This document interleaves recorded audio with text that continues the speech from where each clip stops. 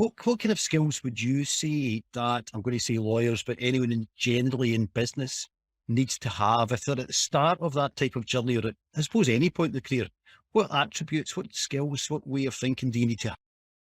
There's the obvious ones that everybody will know when you look at any kind of entrepreneurial business, in terms of the determination and drive and ambition and all that kind of stuff, and the determination there, because you'll get knocked back 1,000 times. I give you that quick synopsis of TV squared, but the TV squared journey is not a linear, good, path like this to success. It's up and things go wrong, and it's the things you don't expect to happen. So those core attributes amongst everybody that's involved in the business. So people are working in the business, investing in the business. Everybody has to have and understand that we're driving to something and it won't go perfectly. So what do we do? It's more about how you react when it doesn't. That's important. In that same vein, I think once you get over that initial, you've got enough smarts to work out what the challenges you want to solve, you're going in with determination and keeping an absolute focus. A thing that's missing from a lot of companies, I think, is a real sense of ability to be like self-aware and to step back and have a great support network around you that can tell you exactly what they see, and then founders that can listen as well as broadcast. Because oftentimes, you do have to have dogged determination and belief in yourself, and other people can't see what you can see, so you're going to do it. But there also comes the point where you're thinking, wait a minute, if everybody's telling me this is the wrong way to go, maybe I should have a good look at it and work out. Or if people that I really trust have been through this before are telling me that I've got a blind spot here, then maybe I should listen to that and do it. And I think that ability is rarer than you'd expect, especially when you're in a world where, quite rightly, people want to cheerlead for you and things are going. If you start believing your own hype a wee bit too much, that's not going to end well. So that kind of coaching and support and trust, people that are actually, their motivation is definitely to support and help you, rather than grab fees out of you or whatever. And this, by the way, this absolutely comes down to the legal relationship. Where it goes wrong is if it's absolutely obvious that somebody started a stopwatch. And I think especially in earlier stage companies, if your firm and you personally can't get yourself into a place of saying, look, I'm just not going to be able to charge full rate and do it. I'm going to have to sit and think about a different relationship if I really believe in this. And actually, if I don't really believe in it, then don't invest the time, because that's your investment.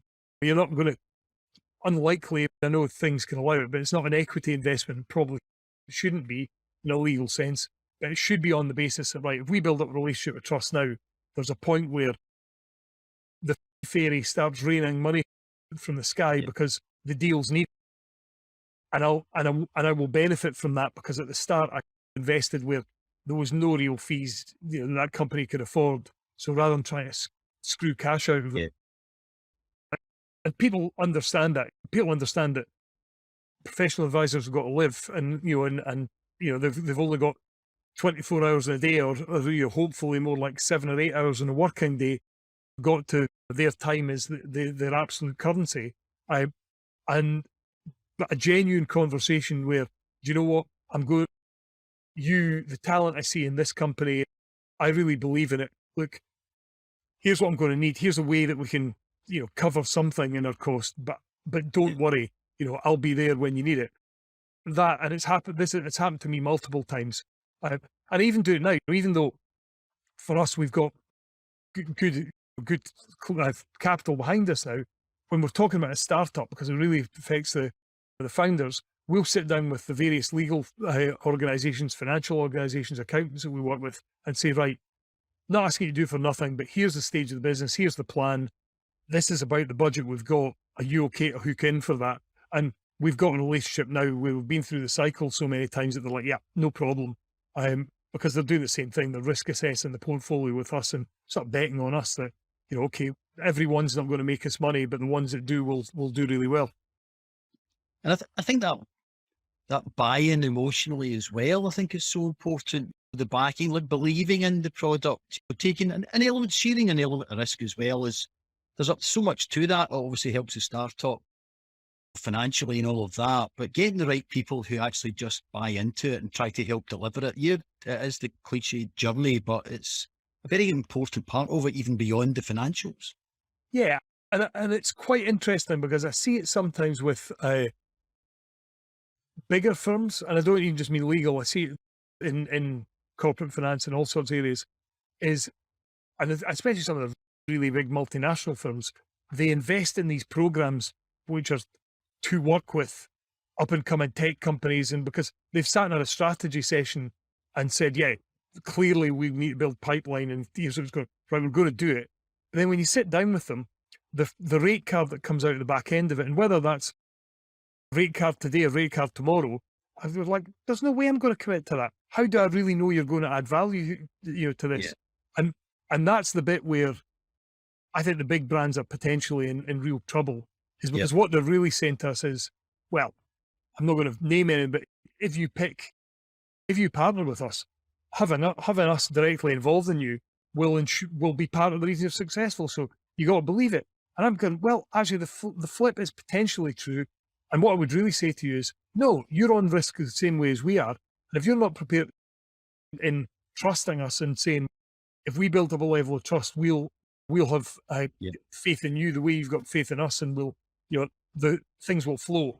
If your level of trust is so poor that you're trying to lock us contractually or something, then go and get the bus out of here, because we don't actually need you. Yeah. And what we're looking for is partners, and that's not a partner's approach to things. Yeah. But they struggle with that. They struggle with that because, and that's where I think smaller, more nimble organizations can get in, because you can imagine when they're looking at allocating resource across everything they can allocate, and they're creaming gazillions off of large corporations, looking at the early end of the pipeline and thinking that they're going to put any of their valuable resource in there. They're like, okay, we'll do it, but only if there's a guarantee that if something good happens, we get it. And we're like, we're not going to guarantee you that on day one, because we don't know if you're going to be any.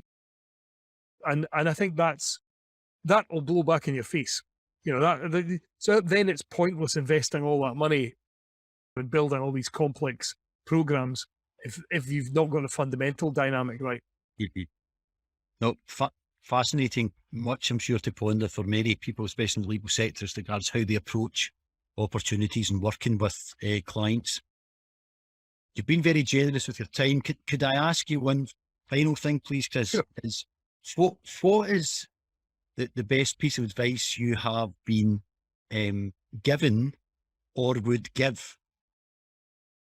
Well, I mean, the great thing for me is I've been given a lot of advice. And so much of it has been relevant. I suppose to look at, if you go right to the fundamental part of it is, and I need to take this advice more often at times, but listen about 4 or 5 times as much as you speak. People who know me will probably laugh their backsides off at hearing me say that, but it is one that I kind of, sometimes, because I get excited and want to talk about what I'm doing, and then go, oh God, I've just burned 3/4 of the meeting. Tell me what you've got to say. And it's like, wait a minute, I went into this meeting happy to inspire and be part of it. I really principally went into this meeting to hear what was going on. Crap, I've failed again. So that one never goes wrong, and that one never ever goes wrong. And the other thing, say this with a sort of 30-year career behind me, is don't ever think for the short term. Even if that means you're going to lose your job, something pretty awful is going to happen. If you know that the only way to solve that is something that in the long term will wreck your reputation, will do something negative, make the decision based on the long term and take the short term consequences. I've done it, right? I've gone, oh God, right, I'll do what I need to do to get through this next milestone. I had to do it. And then 2 years later, we're in absolute omni-shambles with a game and a game publisher who'll never work with us again because, of decisions that I took early on, just to keep the show on the road. Mm. And they felt absolutely like the only decision I could make at the time because the consequences were so dire. But actually the consequences were even worse further down the line. And the sooner you learn that, the sooner you'll realise those that properly, do and invest in the long term. It's not really taught us in here because you can still rock it away, but it absolutely is. 10 years down the line, 15 years down the line, somebody makes a decision because they know, oh yeah, I remember when things were really bad, you put your hand up, took the pain, did it, Yeah. and then the next time you did it, you were much better. So do you know what? That tells me you're way more backable now than you were then. That's often very difficult to see that when you're right in the coalface and you're under enormous pressure, and whoever it is, investors, staff, whatever it is. But yeah, I learned that I had that period of time in my career where my investor was DC Thomson, and they completely moved my brain from 5-year investment cycles based on the venture capital world to, look, we've been around for 120 years. We're going to be around for as long as we possibly can. So we are always conscious that deals we enter into now, it might be 3 generations on from us that have to deal with fallout from it. So think about that when you're doing deals for us. I'm like, okay, that's a totally new, Yeah. skill for me, but it's been a great skill to learn, and it's serving me well so far. Well, that's brilliant. You're getting so many things right that clearly to listen to the advice that you value is a very wise thing to do. Listen, thank you so much. It's been absolutely brilliant to talk to you. Mind blowing. It makes me, I am going to, when we stop recording on here, I think go away and ponder much of what I spend my own time doing. And that is the essence of what we're trying to achieve with the content we've created here. So I'm sure you'll inspire many lawyers and hopefully a wider audience as well to think differently with what they've heard today. So thank you so much, Chris. It's massively appreciated.